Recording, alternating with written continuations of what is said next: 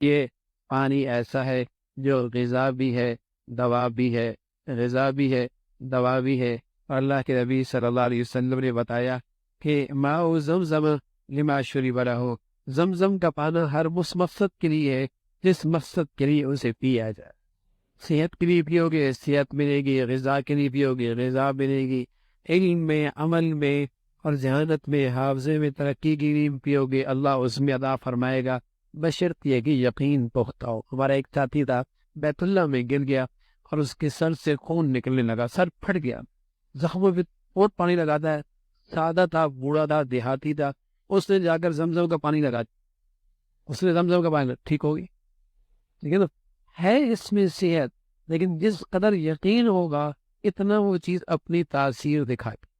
ہمارا ایک ساتھی ابھی بھی یہاں پر موجود ہے، وہ رمضان میں گئے، انہیں بیماری تھی گیس کی، بار پر جانا پڑتا، رمضان میں گیس کی بیماری کتنی مشکل ہوتی ہے، لیکن اس نے یہ بات سنی ہوئی تھی زمزم کے پانی میں شفا ہے، اتنا پانی پیتا تھا کہ پیٹ میں کسی اور چیز کی گنجائش نہیں۔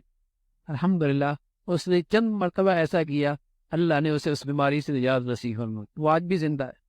ماں زمزم لما شرب لہ، زمزم کا پانی اس مقصد کے لیے جس مقصد کے لیے اسے پیا ہے، یقین کی بات۔